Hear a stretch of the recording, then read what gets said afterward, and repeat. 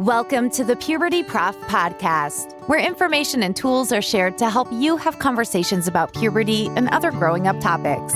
Here is your host, Lori Reichel, the Puberty Prof, a nationally recognized health educator, author of the award-winning book, Common Questions Children Ask About Puberty, and creator of the Talk Puberty app.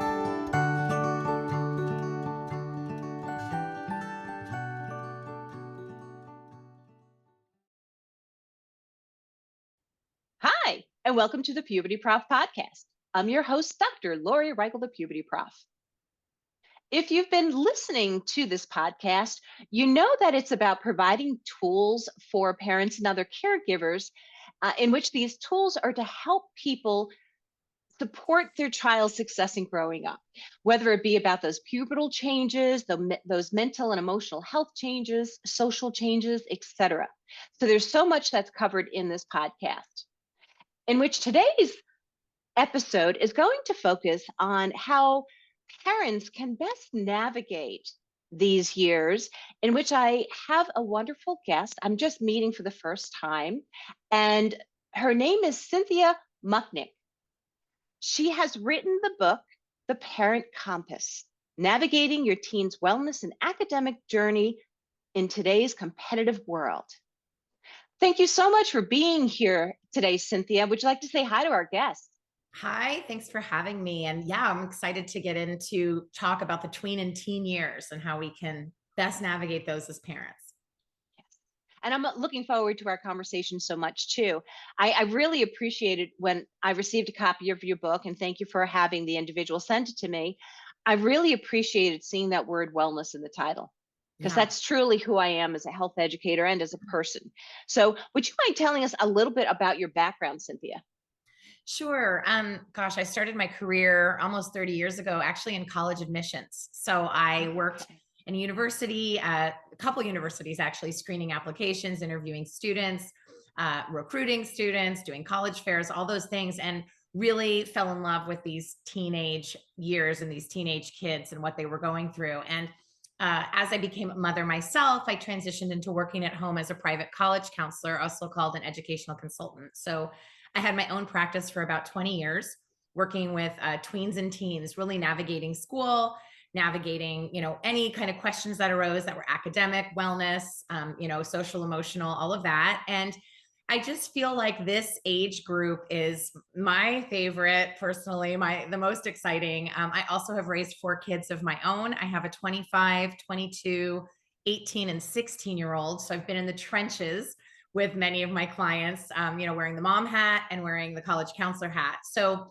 the goal of this book and the idea of focusing on wellness was really important to me and my co-author, Jen Curtis. Jen's background, she's an MSW, but she also has been an educational consultant for 15 years. And we, realized that there was just as much needed on the mental health side as there was on kind of the academic and school side. So we partnered together to kind of address all of that in this book. Wonderful. Now, before we jump to the book and about raising children, do you remember anything about when you were going through puberty and that other stuff, when you were going through those preteen and teen years that you'd like to share with us? And maybe that's what made you even more passionate about working with this age group. Yeah, that's such a good question. I'm not asked that very often. So in thinking back, it's funny what's gone across the news headlines lately is the new Judy Blume movie, Are You There, God? It's Me, Margaret. And I certainly had my own stack of those Judy Blume books. I had 2 older sisters as well to kind of consult on all things female. But I would say kind of the most awkward time in those tween and teen years might have been the Dorothy Hamill haircut. That was like the bull haircut that could also be feathered back. And, back then that was pretty stylish, but when I show my kids, they're like, wow, mom, that's really interesting. I would just say, a lot of those sort of typical awkward, uncomfortable things that we sometimes feel in those years definitely happened to me too. But also wonderful things like first love and, feeling like I was growing into my skin and my voice and, feeling like I could be kind of an independent young person, making some of my own choices. So I would say that part was very liberating. I would say the the icky or weird, uncomfortable stuff is probably typical of what we were all going through a generation ago. And I would say, obviously, that's even compounded much more now in this generation, which is heartbreaking. So I think it would be, incredibly challenging to be a teen right now. And I applaud these kids that are, pushing through and, being resilient. And, I think the parental support that we're seeing in all the headlines is really key. If you lock in as a parent, all the data tells us that that is one of the best things that you can give your teenager and your kids for their mental health, is just a trusted adult that connects with them. Sometimes it's not the parent, sometimes it's a teacher or a coach or, a religious leader, some other advisor in their life too. Doesn't always have to be the parent. Yeah. Because the research tells us that young people do want to hear from their parents and other caregivers. They do want that. Yeah. So you wrote the book, The Parent Compass. Why? What's the book's purpose, but why did you choose to write this book with Jen Curtis? Sure. That's the kind of $1 million question. So in early 2019, if you remember turning on your television, all you saw there in the education world was the college admissions scandal. It was also known as Operation Varsity Blues, parents behaving badly and off the rails and just shocking. And Jen was my first phone call. The two of us talked for a couple of hours and just felt this gut punch when we saw, these kind of terrible things that parents were doing, and a crooked college counselor to really manipulate and mess with the system of, holistic college admissions. And we just felt so much pain for the kids of these parents and what the message that must have sent to them. And so the two of us started talking about our own clients, which we often do, confidentially between one another, because as colleagues, you sort of share information when you're going through difficult things and college counseling is kind of a quiet, one-on-one sort of lonely business. So when you find a trusted colleague, you can share that. And we started realizing that, there were these kids that were coming through our office that really did seem together and happy. And for the most part, to be getting through this process, not terribly scathed. But then we saw a lot of kids that were also displaying signs of depression, anxiety, listlessness. And we started to sort of make this connection between the way that some of these kids were parented and how it was affecting, our clients' mental health. And so Jen and I really set out to write a book of parent etiquette, how parents should behave during these years. And the book is tricky because it's very counterintuitive. So typically parents want to fix, help, throw, solutions onto things with their kids in order, in some ways, just to kind of show their love. It's like a way that we try to show our love by doing. And what the book is asking us to do, and what the data is telling us, is that often by pulling back and by letting our kids fail, by letting our kids go through this journey, knowing that we're side by side and not controlling and manipulating and managing every aspect of their lives, it's giving them these better life skills, and it's making them feel happier and like they have a voice and like it is their journey and not our vicarious journey. So the book was really meant to do two things. One, to help preserve the mental health of these teens and tweens as they, spend the final years most likely in our homes, unless they come back. And the second thing is to try to preserve the parent-teen relationship, which is also very tricky during these years because our kids wake up with all sorts of hormones raging, as you know very well in your work. And so we are really trying to accomplish those two tasks. And so we created this plan called the Parent Compass. And it's really, we consulted experts, thought leaders, the data, fellow college counselors, therapists, heads of school, deans of admission, and even teens themselves to put together kind of the most useful tools and what we think are the most effective ways to navigate these years in a healthy way. And it requires a parent to read and be a little bit brave to try some of these things. And they will surprise themselves that many of them will work. Not for every student, because they're all different, but they really do change the complexion and the dynamic and the conversation between parents and teens. And we've heard time and again from our readers how helpful the book has been. So we feel really good about it. Excellent. So what are 2 or 3 ways that adults can navigate their preteens wellness or teens wellness? Yeah, it's a great question. So something I referenced a little bit before, but would really be one main takeaway from the book is to really see your teen. Okay. Like really appreciate and see them for who they are and what excites them and what they bring to the table in terms of not just their personality and the way they communicate, but what excites them. And oftentimes this becomes tricky with parents when your kids have very different interests or very different academic styles or really just different personalities than you. So how do you lock in and build that connection and build that relationship and let them know you really see them? It's really getting to know your teen and what excites them. And some parents will say, oh, my kid does is scroll on the phone, or all my kid does is play video games. And I say to those parents, sit right next to them and ask them what they're looking at and take a look at the apps and have them show you the funny videos that are making them laugh or the videos that they have questions about. And if they have a particular favorite video game, learn how to play it, have them teach you and sit down next to them and say, why do you like this game so much? Show me. I have, never played it before. Or, if they have just an interest that's very different from yours, ask them about it. Let them tell you. The data tells us that we should be doing 80% listening and 20% talking as parents. So we have a whole chapter on listening and asking good questions.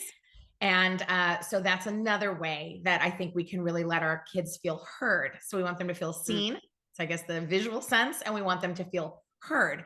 And by feeling heard, it's us not putting the words in, but it's us really being great listeners. That was one of my bigger challenges. As you can see, I'm a talker. So Jen is very good at this as having a counseling background. And we go through the book on really good open-ended questions to ask, how to respond to our kids when they have a problem, which isn't just to say, oh my gosh, first do this and let's do that and let's write an email. It's to listen, reflect, nod, say, tell me more, empathize, obviously, give them good eye contact, put down our devices when they're, talking to us seriously, and then ask them the role we want them to, that they want us to play. Would you like to brainstorm it together? Would you like me to sit with you while you write an email to that teacher? Gosh, that sounds really terrible. Let me tell you about something that happened to me that was similar. So give them some story about your own life, showing that you can relate and connect. So we sort of go through and we consulted the best question askers in the country. And we took the best questions that you can ask your teens so that when you get in the car, when you pick them up, or when they get home from school and when they walk in the door, you don't just say, how was school today? Because usually you get one word answer or an eye roll. So there's a whole list of about 40 or 50 great questions. Like, for example, what was your tennis ball today?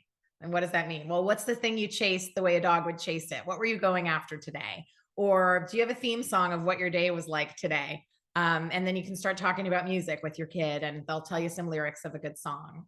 Different ways to ask questions more creatively. Table topics are great. You have your Puberty Prof questions as well. So you know how that interaction works. Anything that kind of can be good engagement. So those would be maybe two. And then maybe the last would be to really let our kids take the lead, to understand that it's not our journey, it's their journey. So we had our turn to be a teenager, for better or for worse. And I'm sure we made a lot of mistakes along the way and have some regrets or things we wish we did differently, but it's not up to us to relive that through our teen. It's up to us to just, sit next to them and consult with them, not manage them, and appreciate the teen that they are. I love that how you say in the book that to model how to ask questions, because something that I've discovered in the research I did years ago is that parents will say, well, I want to be this approachable parent in which my child can come up and ask me anything, yet we don't often model it. And we have to model that for our young people, because where else are they going to learn that skill set? Yeah. It's really interesting. I think, I love this book by Kelly Corrigan, called Tell Me More. And it's the title, but it's also a book that is broken down into chapters actually of true stories about her and her life, parenting two teenage girls. And the idea that, everyone always has something more that they can tell you if you just ask them to tell you. Mm-hmm. So nodding and saying, and tell me more is just a great way to kind of get more out of our kids. And I think the question asking also just shows that you're interested, you're curious, that you care, that you hear them and really see them. Well, what are some of the things that you recommend preteens do to navigate their wellness? I love that question because it's really about the kids, right? The kids and their wellness. And so Right. one of the first things I would say, talking to a 12 or 11 or 13-year-old would just be, what excites you and what do you like? How do you like to spend your free time? Or what are the classes that really excite you or the teachers that really excite you? Because sometimes kids will say, oh, I love English. It's my favorite subject. And then they have an English teacher one year that's not so great. But then suddenly science becomes wonderful, something they've never talked about because there's a very inspiring teacher. And so I would say connecting with your kids on what excites them academically and what excites them in their free time. And when a student tells me, oh, I'm in this club or I'm in this organization, and I follow up by saying, oh, what do you do in that club? Or tell me more about it, about the time you spend there. And if they can't articulate it, or they say, well, it's actually kind of boring and I'm only, quote, doing this for college, I immediately say, find another activity.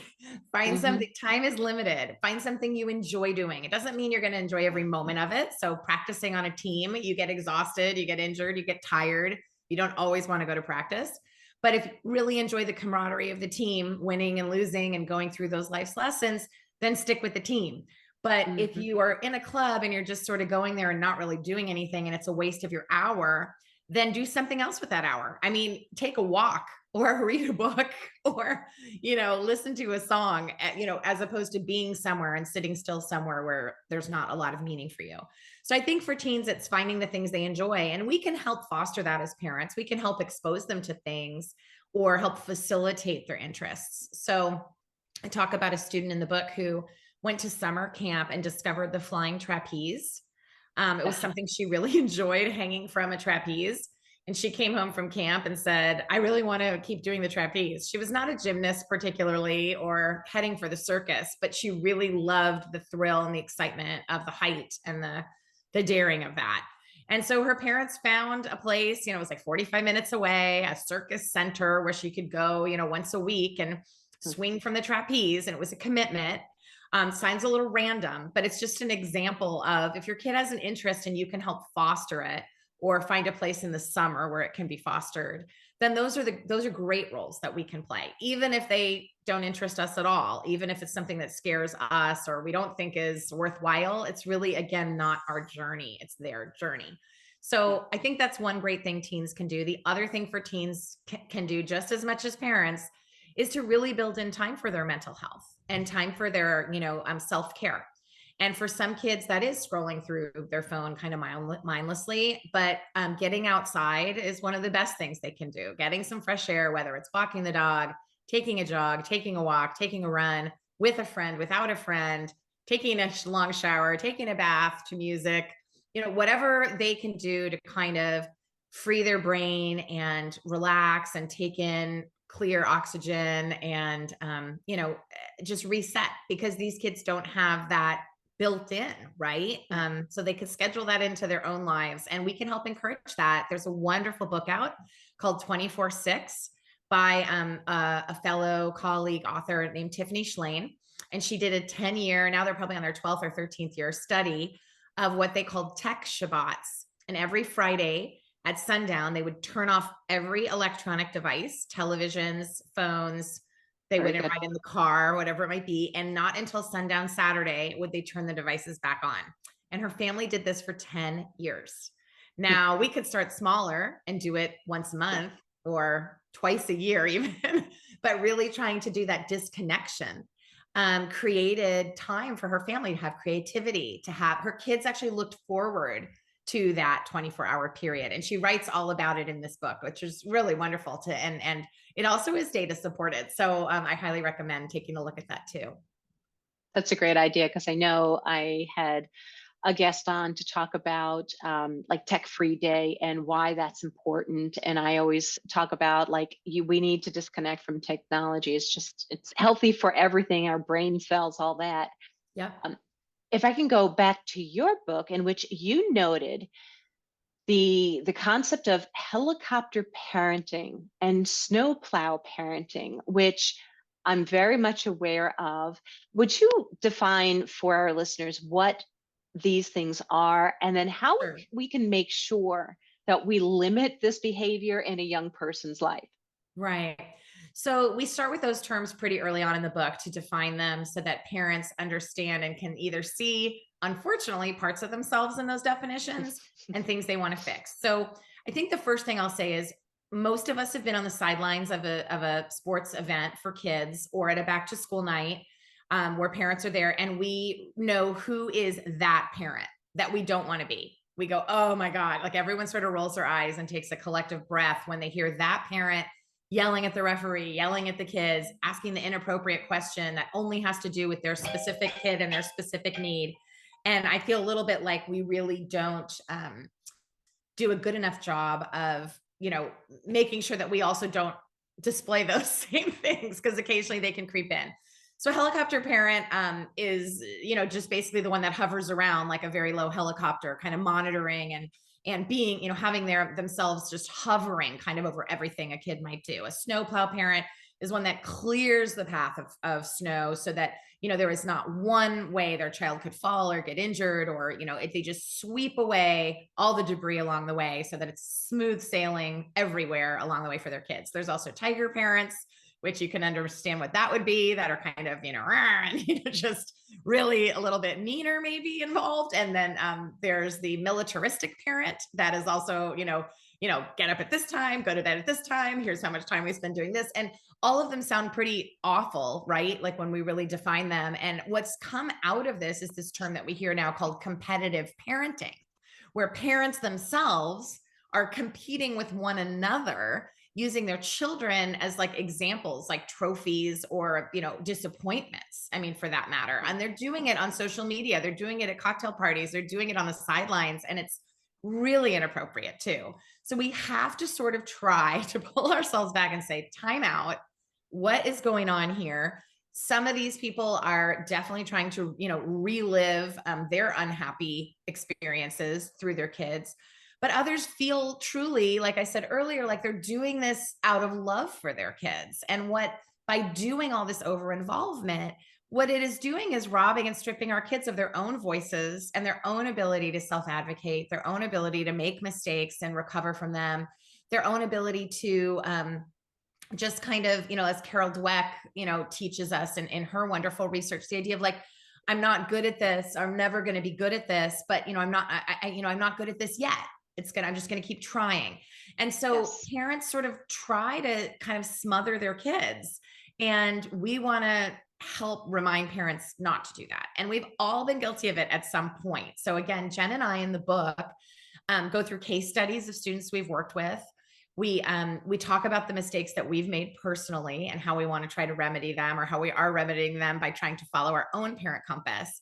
And we really use this parent compass as a reminder, like a tangible reminder. In fact, Jen gave me this wonderful necklace. I just posted on our social media for other people too, if they wanted to get one. I have a little compass necklace that Jen and I both wear to remind us, as a tangible reminder, to kind of stay the course and keep following this sort of compass to kind of get ourselves out the other side.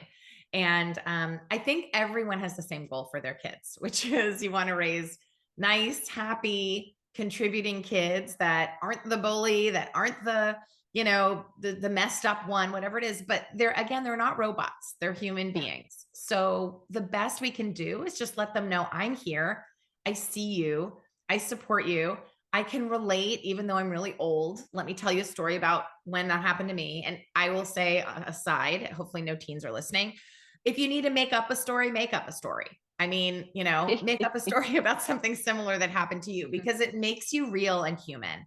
And what Jen and I did when we finished the entire book and we read the galleys is we realized we were missing a very important chapter.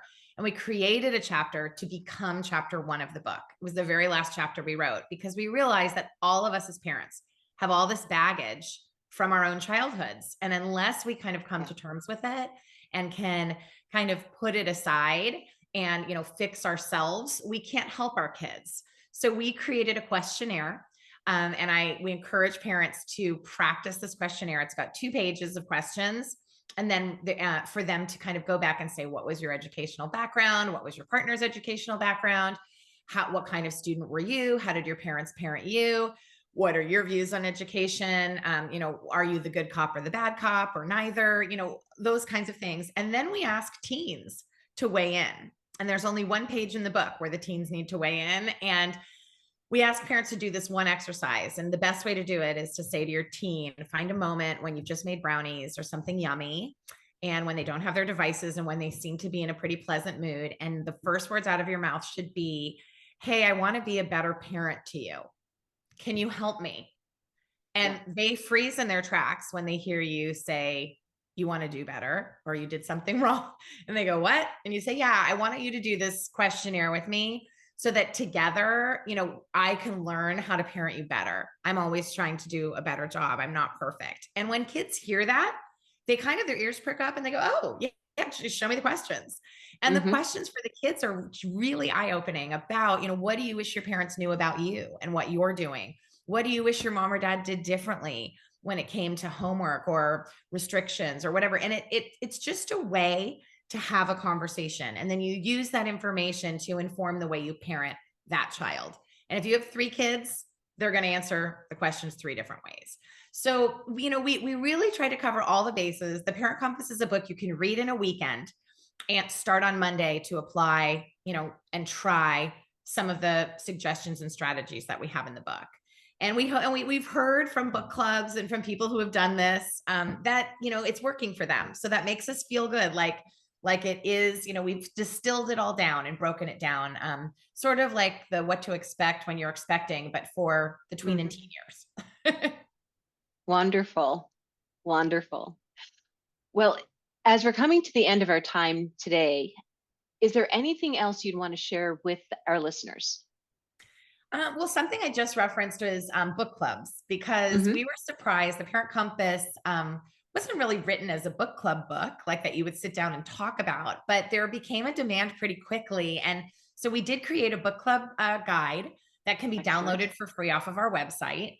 And in our second printing of the book, our third printing, I think there's a book club guide folded into the back. So if you have an older copy, you may not have it in there. So it's added into a newer printing. And I would encourage families to just get together with a few like-minded parents from their schools, from their communities, from their church, from their, bunco group, whatever it might be, and choose the Parent Compass as a book club read. And it really will elicit great conversations and community and camaraderie. And what you need is to build a village as parents in your corner of a couple like-minded parents. I always say it's great to have a parent that's ahead of you by a couple years. And sometimes it's great to have a parent ahead of you by a couple of years, even at a different school, so that there's not that, tense, piece of your kids are kind of in the same space going through the same things.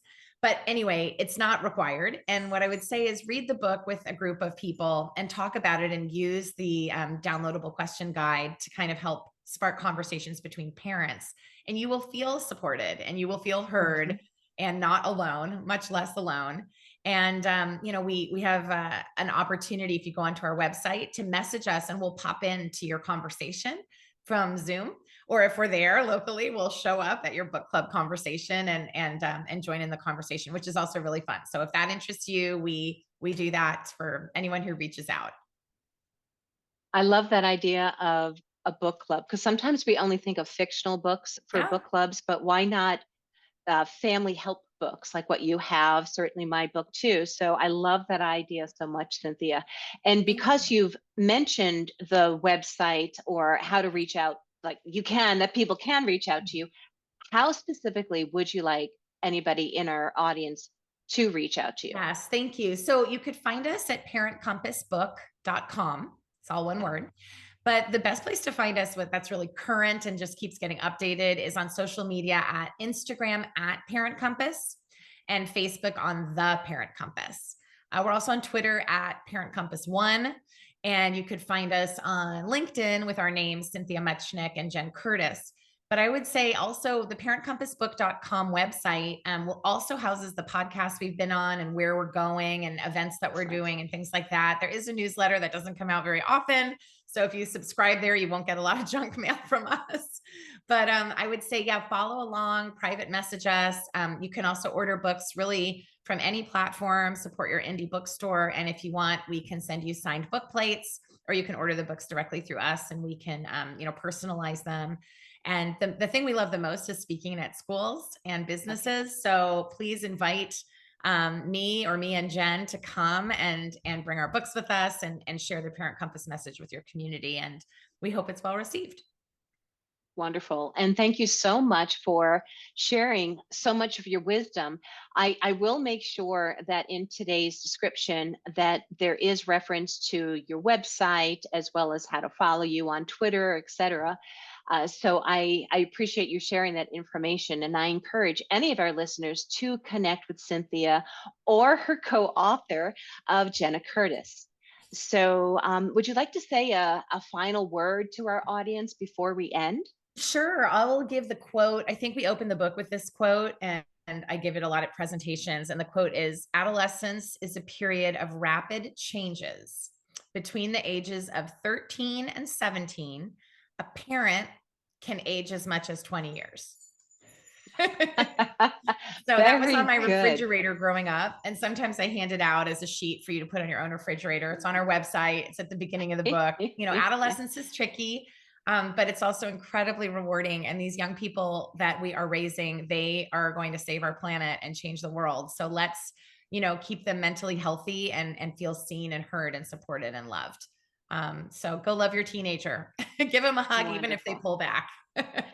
Well, thank you so much, Cynthia, again, for being on today's episode. And to our audience, I encourage you to reach out to Cynthia through her website, through the Facebook group, etc. And if you'd like to get in touch with me, feel free to reach out to me at pubertyprof@gmail.com or pubertyprof.com. That's my website. And I thank you so much for listening in.